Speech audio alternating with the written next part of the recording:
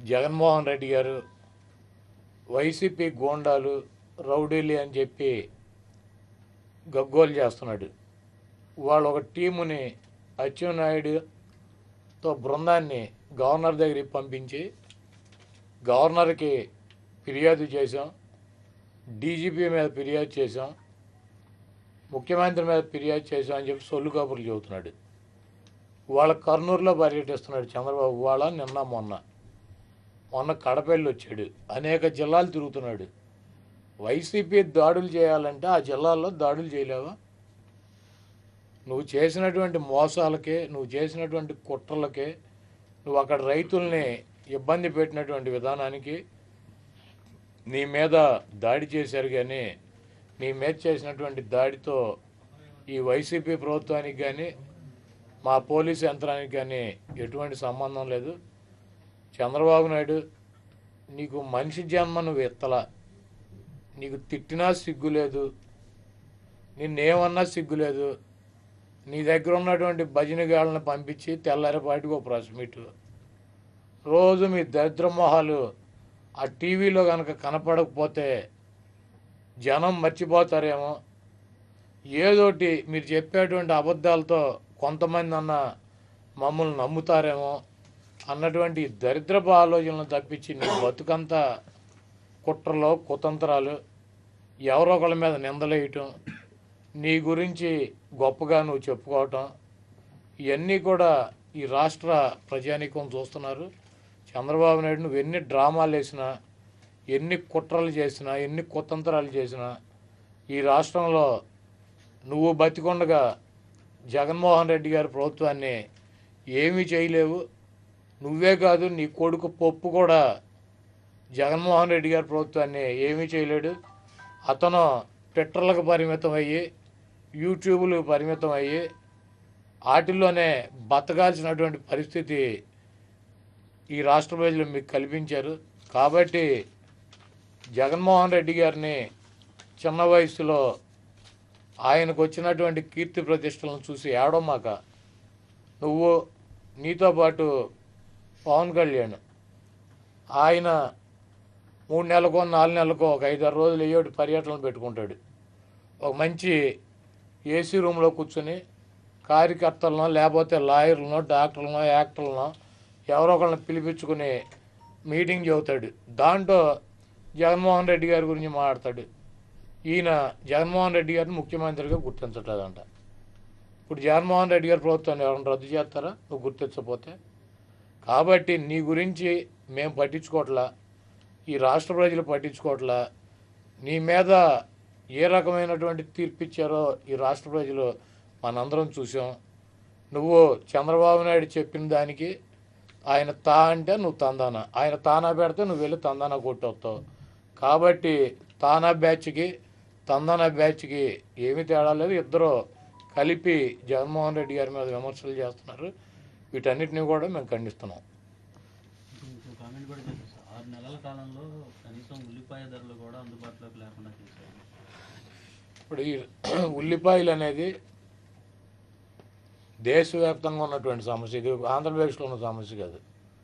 అధిక వర్షాలు పడి అది భూమిలో పండే పంట కుళ్ళిపోయి ఉల్లిపాయకి విపరీతమైన డిమాండ్ వచ్చింది. ఇతర రాష్ట్రాలతో పోల్చుకుంటే మేము మార్కెటింగ్ శాఖ నుంచి ఉల్లిపాయలు 100 రూపాయలు కేజీ కొని 25 రూపాయల సబ్సిడీ మీద రైతు బజార్లో అందించుతున్నాం ఎంతో కొంత పేదలకి. ఈ రాష్ట్ర ప్రభుత్వం పేదలను దృష్టిలో పెట్టుకుని ఇటువంటి విపత్తులు వచ్చినప్పుడు వాళ్ళని ఆదుకోవాలని చెప్పి రైతు బజార్లో ఉల్లిపాయలు అందుబాటులో పెట్టి 25 రూపాయలకి కేజీ అందిస్తున్నాం. ఇందాక తిరుపతి రైతు బజార్కి వెళ్ళి మీరందరూ చూశారు, ఈ రాష్ట్ర ప్రజలు చూశారు, దేశంలో ఉల్లిపాయలు దొరక 100 రూపాయలు రేటు పెరుగుతా అంటే మరి తిరుపతి రైతు బజార్లో ఉల్లిపాయలు ఎక్కడి నుంచి వచ్చినాయండి? పవన్ కళ్యాణ్ తీసుకొచ్చి పెట్టాడా, లేకపోతే చంద్రబాబు నాయుడు తీసుకొచ్చి పెట్టాడా? అవి రాష్ట్ర ప్రభుత్వం తీసుకొచ్చి సబ్సిడీ రేటు మీద పేదలకు అందించేటువంటి ఉల్లిపాయలు. కనీస పరిజ్ఞానం లేకుండా దేశవ్యాప్తంగా ఉన్నటువంటి సమస్యను ఈ రాష్ట్రంలోనే ఉన్నట్టు ఉల్లిపాయలు 6 నెలల కాలంలో ఉల్లిపాయలకి కొరత జగన్మోహన్ రెడ్డి గారు సృష్టించారంట. 10 మంది చూస్తారు, ఏమీ తెలవనటువంటి అమాయకులు. చంద్రబాబు నాయుడు ఏది రాసిస్తే అది చదువుతున్నాడని అనుకుంటారని కూడా జ్ఞానం లేకుండా ఏది పడితే అది మాట్లాడితే ఎలా? జైలుకి వెళ్ళి వచ్చినోడే ముఖ్యమంత్రి అయ్యాడు, నేను ఎందుకు అవునా అని చెప్పాను. జగన్మోహన్ రెడ్డి గారు ఆ రోజు సోనియా గాంధీని వ్యతిరేకించాడు కాబట్టి, బయటకు వచ్చి పార్టీ పెట్టాడు కాబట్టి, ప్రజలకి అండగా ఉన్నాడు కాబట్టి జగన్మోహన్ రెడ్డి గారు జైలుకి వెళ్ళాడు. మీరు ఎందుకు వెళ్తారు జైలుకి? అమిత్ షా ఈ రాష్ట్రానికి కరెక్టు, ఈ దేశానికి కరెక్టు, మోడీ గారు సూపర్ డూపర్ అని చెబుతాను, నువ్వు ఎందుకు వెళ్తావు జైలుకి? నువ్వు వెళ్ళవు కదా. అమిత్ షా గారిని మోడీ గారిని పొగుడుతా అంటే జైలుకి ఎందుకు వెళ్తారు? ఎవడు వెళ్ళడు. కాబట్టి ఆయనకి తెలుసు జైలుకి వెళ్ళాల్సిన పరిస్థితి ఏర్పడాలంటే ఏం మాట్లాడాలి, జైలుకి వెళ్లకుండా ఏసీ రూమ్లో ఉండాలంటే ఏం మాట్లాడాలో ఆయన బాగా తెలుసు. దానికి తగ్గట్టుగా మాట్లాడి నువ్వు ఎట్టి బస్సులో జైలుకి వెళ్ళావు. అమిత్ షా గారిని ఎంత పోగినాక ఆయన జైలుకి ఎట్ట వెళ్తాడు? వెళ్ళే ప్రసక్తే లేదు. అంటే ఆయన మీద ఏం కేసులు లేవు కదా సార్. అమిత్ షాని పొగిడి జైలు నుంచి కేసుల నుంచి తప్పించుకోవాల్సినంత అవసరం.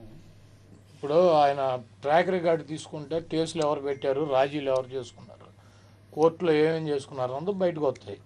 మీరేం పరిశీలించకుండా ఆయన మీద ఏం లేవు కదా, ఆయనేం రాజీలు చేసుకోలేదు కదా, ఆయనేం సెటిల్మెంట్లు చేసుకోలేదు కదా అంటే ఎలా చెప్పగలం? ఆయన ట్రాక్ రికార్డు తీయండి. ఇది ఆర్థిక నేరాలు కాదు కదా. ఈ జైలుకి వెళ్తాక ఏ నేరమైనా ఒకటే కదా. ఇప్పుడు మా పాపని అన్యాయంగా 4 యువకులు కలిపి చేశారు, అది ఆర్థిక నేరమా? దీనికన్నా ఘోరమైనటువంటి నేరం కదా. ఏ నేరం, జైలుకి వెళ్తాక ఏ నేరమైనా అవ్వచ్చు. ఆర్థిక నేరం అవ్వచ్చు, హత్యలు కావచ్చు, సివిల్ తాగాదాలు కావచ్చు, నదులను ఆక్రమించుకోవడం కావచ్చు, లేకపోతే అంతకుముందు ముఖ్యమంత్రిగా ఉన్నటువంటి వ్యక్తి దగ్గర, మనం గుర్తించిన ముఖ్యమంత్రి దగ్గర వాటాలు తీసుకోవటం కావచ్చు, ఏదైనా కావచ్చు. అమిత్ షాని బాగా పొగిడారు. అంటే ఇటువంటి అమిత్ షా లాంటి నాయకుడే దేశానికి అవసరం, అలాంటి వాళ్ళే ఉండాలి.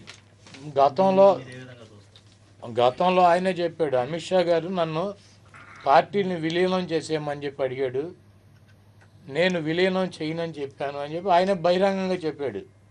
మరి అమిత్ షా లాంటి నాయకులు అవసరం అంటే ఈయన కూడా ఆయనకి ఏమన్నా మద్దతుగా దాన్ని తీసుకెళ్ళి దాంట్లో విలీనం చేసి, ఇది అమిత్ షా గారి ఇలాంటి నాయకత్వమే కరెక్ట్ కాబట్టి ఆ పార్టీలో ఏమన్నా కలిపేసానని చెప్పుకుంటాక ఆయన గ్రౌండ్ ప్రిపేర్ చేసుకున్నాడు మనకు తెలియదు. ఆ పార్టీయే లేదంటున్నారు కదా. ఏ పార్టీ? జనసేన ఉన్నాడు ఒక ఎమ్మెల్యే. జనసేన లేకపోవడం ఒక ఎమ్మెల్యే రాపాక వరప్రసాద్ గారు ఉన్నాడుగా. మీరు గుర్తించట్లేదు అంటున్నారు కదా ఆ పార్టీ. మేము గుర్తించాం, జనసేనను గుర్తించాం. కాకపోతే ఆ పార్టీ పార్టీగా నడవట్లేదు కదా, తెలుగుదేశం పార్టీ 2 లాగా ఉందని చెబుతున్నాం. గుర్తించబోవడం ఏం లేదు. జగన్మోహన్ రెడ్డిని జగన్ రెడ్డి అని పిలుస్తాను అని ఆయన చెప్తా ఉన్నారు. ఇప్పుడు ఆయన జగన్ రెడ్డి అని పిలిస్తే మేము పవన్ నాయుడు అని పిలుస్తాం కదా, అది కామన్. నేను అట్లేదు వెనకాల పవన్ నాయుడు పెట్టుకోలేదు అంటున్నాను. ఇప్పుడు ఆయన తండ్రి పెట్టిన పేరు ఉంచేసుకున్నాడు. ఆయన నిన్న పవన్ కుమార్ అని పెట్టారు మా నాన్నగారు అని చెప్పాడు. ఆయన ఏదన్నా సినిమా మీద పవన్ కుమార్ అని వేసాడా? ఆయన తండ్రి పెట్టిన పేరు కూడా ఉంచుకోలేదు కదా. అంటే ఆయన పేర్లు మార్చుకుంటూ వెళ్తాడు. హీరోలు, దురాభిమానులు, అభిమానులు, రకరకాల పేర్లు ఉన్నాయి కదా ఆయన. వాటిలో ఇదొకటి పవన్ నాయుడు. అన్నిటికీ తెగించే వచ్చానంటున్నాడు సార్ రాజకీయాలు. మాకు ఆల్రెడీ తెగిపోయి ఉన్నాయి. ఆయన ఇప్పుడు కొత్తగా వచ్చి తెగిస్తాడేమో. మాకు ఆల్రెడీ తెగిపోయి ముళ్ళు వేసుకుని ఉన్నాం. మాకు ఊడిపోయినా కూడా ఏం ప్రాబ్లం లేదు. సార్ ఇంకొక సీరియస్ కామెంట్ చేశారు సార్. మంత్రులు ఈ విధంగా బాధ్యతారాహిత్యంగా మాట్లాడడం వల్లే అటువంటి సంఘటనలు, దిశ లాంటి సంఘటనలు జరుగుతున్నాయన్న సీరియస్ కామెంట్ చేశారు. ఇప్పుడు మాకైతే కనుక ఫ్యాన్స్ లేరు. మమ్మల్ని చూసి, మా జీవిత చరిత్రను చూసి మాకు లక్షల మంది, కోట్ల మంది అభిమానులు లేరు. ఈయనకు ఉన్నారు అభిమానులు. మరి ఈయన జీవిత చరిత్ర చూసి ఆయన అభిమానులను, ఆయన అభిమానించే వాళ్ళు ఏం చేస్తారు? ముందు ఆయన చూసుకోమని చెప్పండి. మేము ఎట్ట ఉన్నా మాతో పాటు 2-3 ఉంటారు.